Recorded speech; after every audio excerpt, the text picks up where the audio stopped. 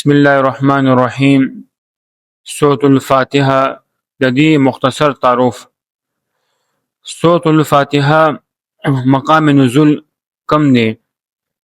اکثر علما په نسبت باندې سورة الفاتحه دا مکه مکرمه کې نازل شوې ده، او امام مجاهد رحمت الله علیه فرمایلی دی چې سورة فاتحه مدینه منوره کې نازل شوې ده، او یو قول دا دی چې سورة فاتحه دو ځل نازل شوې ده، یو ځل مکه مکرمه کې او دویم ځل باندې مدینه منوره کې نازل شوې ده.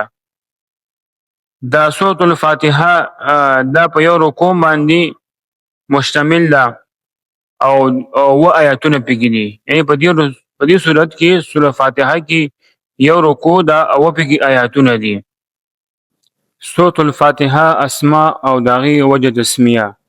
سورة الفاتحه متعدد یعنی ډیر نمونه دي، او دا ډیر نمونه کېدل د دې صورت عظمت او د شرف فضیلت دلیل دی. د دې یو نوم دی فاتحة الكتاب، یعنی د کتاب ابتدا کولو والا. سورة فاتحه نه د قرآن مجید فرقان حمید تلاوت شروع کیږي، او د دې صورت نه د قرآن مجید فرقان حمید د لیکلو ابتدا کیږي، ځکه دې ته فاتحة الكتاب ویل کیږي. د دې یو نوم دی سورة الحمد، یعنی د دې صورت ابتدا الحمدلله هغې نه شوې ده، دې مناسبت سره دې ته سورة الحمد ویل کیږي، یعنی هغه صورت چې هغې کې دی الله رب العالمین حمد بیان شوی.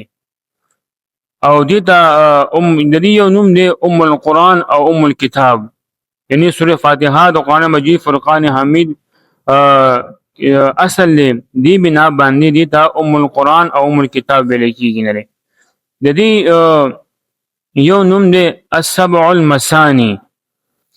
السبع المثانی یعنی دا صورت چې کوم دی د مانځه هر رکعت کې د دې تلاوت کیږي، یا دا صورت چې کوم دی دو ځل نازل شوی دی، د دې مناسبت سره د دې وجې نه دې ته السبع المثانی صورت ویل کیږي، یعنی بار بار ویلو والا صورت، یا یو ځل نه ډیر مرتبه نازل شوی و آیاتونه. او دغه شانتي دې ته سورة الکنز ویل کیږي، سورة الوافیه، سورة الکافیه. سورة الکنز مطلب دا یعنی خزانه، د دې حیثیت نه دا د هر شیز خزانه ده، یعنی د هر شیز خزانه سورة الفاتحه ده، د دې وجې نه دې ته سورة الکنز ویل کیږي.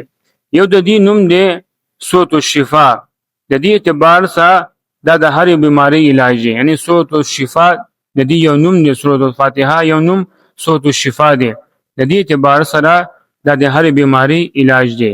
او دې ته سورة الدعاء ویل کیږي. نه یعنی دا صورت چې کوم دی په دعا باندې مشتمل دی، دا یو دعا ده مؤمنانو مسلمانانو لپاره، د دې مناسبت سره دې ته سورة الدعاء ویل کیږي. نه او دې ته چې کوم دی یو صورت دې ته د دې یو نوم دی سورة الوافیه، یعنی په دې صورت سره چې کوم دی ټول مقصدونه د انسان چې کوم جایز مقاصد دي هغه پوره کیږي، د دې بنا باندې دې ته سورة الوافیه ویل کیږي. وما علینا الا البلاغ المبین.